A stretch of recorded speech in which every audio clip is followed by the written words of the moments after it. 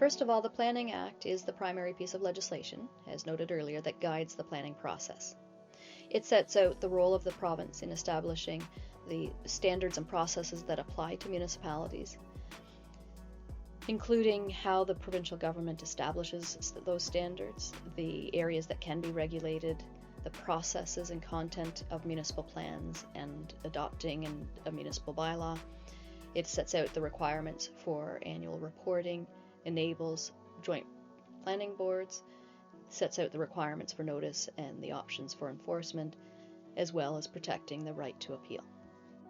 The Municipal Government Act sets out the requirements to plan, and the Planning Act lays out the framework for how planning happens. Under the MGA, municipalities are required to become planning authorities by the end of December 2023, which includes an extension from the original date of December 2022. The Planning Act describes the processes to follow and the content and role of the various planning components, and includes a requirement for plans and bylaws to be reviewed every 5 years. The official plan sets out the community's goals, objectives, and policies, and looks at areas such as natural areas requiring protection, housing, commercial uses, parks, roads, services, and so on. The official plan sets out a 15-year vision for the municipality in relation to land use. The Land Use Bylaw, or Development Bylaw, sets out the day-to-day standards for development in the community. It sets out the processes and criteria for permit applications and implements the goals and objectives of the official plan. The official plan is the overarching document. It establishes the reasons for the standards in the Development Bylaw, and it is binding on all parties. The bylaw includes major details. It can sometimes be split into more than one bylaw, but whether in separate or comprehensive format, it would cover subdivision, zoning, and development standards and processes. It may be known as a subdivision bylaw, zoning bylaw, land use, or development bylaw.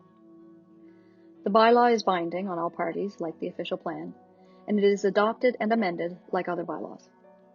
In the case of a conflict between standards in the two documents, the official plan takes precedence. One thing to make note of is that the official plan and, unlike other bylaws, the implementing bylaws under the Planning Act are subject to approval by the province. This is common across the country. The level of review depends on the local context, but at minimum, provincial and territorial jurisdictions check to ensure that the minimum standards in the Local Planning Act or other provincial legislation and other provincial strategies are reflected in the documents, including notice requirements and the public participation process. In terms of becoming a planning authority, the municipality does not take on authority for land use until the documents are approved by the minister. That being said, it is important to be thinking about end requirements as you go through the early steps. The work starts with a decision to begin the planning process, at which point the budget, roles, steps, and work plan are set out. Council then embarks on the process through the appointment of a planning board, which is generally the advisory body for the development of the official plan and bylaw. Once the documents are finalized, they are submitted for approval by the minister. Public engagement is expected throughout the process. The work begins with early community engagement and the identification of areas of interest and concern, as well as local priorities and values. After that, policies begin to be formed and tested, and then standards are developed to frame those ideas. Early on, it is common to see the use of surveys and open house styles of engagement. While further on in the process, the types of engagement become more formalized, including a statutory meeting laid out in the Act. There is an expectation that documents and findings are shared along the way. Once the documents are approved, the municipality takes on all authority and responsibility for land use within the boundaries. The planning process involves a range of different tools and exercises, but generally follows the same basic process. Checking in on today's conditions and what caused them, figuring out what will happen if nothing is changed or what might be coming, figuring out what we want to be as a community, and then describing the goals, objectives, and policies, and listing the actions that will achieve that, or at least direct how that happens. It is critically important to involve the public. This is, after all, a community discussion.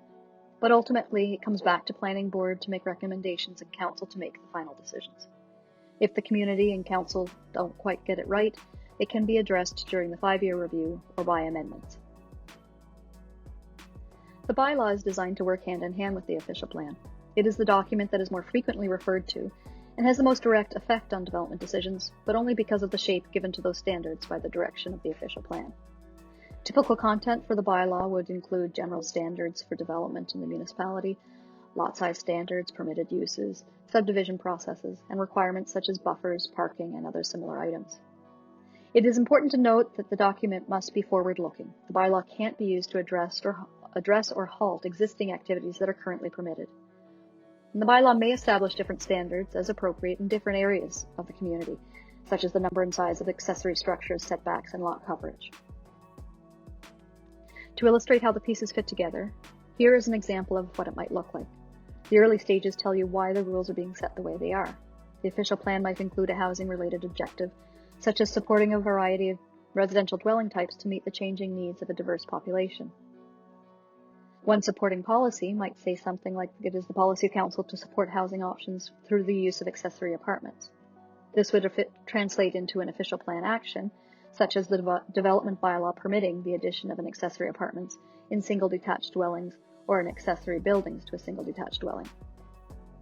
And in the bylaw, we would see the detailed standards around where, how, and under what conditions one might be permitted to develop that accessory apartment. One basic principle you will see in all planning exercises is that the policies and standards are about the use, not the user. As with many things, there is a cycle to land use planning. It begins with the original development process, where the plan and bylaw are developed. And while engagement is shown as a separate stage, in reality it runs throughout all stages. Once the municipality has the plan in place, the focus shifts to the day-to-day implementation and administration. Amendments are required or desired from time to time, as priorities change or an application is made that is not permitted under the current planning framework. It's another chance for the public to have a discussion. Amendments are to be expected as standards change over time or new topics or considerations emerge. Under the Planning Act, the official plan and bylaw are reviewed every 5 years. Again, this provides an opportunity to touch base with the public, capture any needed updates, and check in on the relevance of existing planning policy approaches.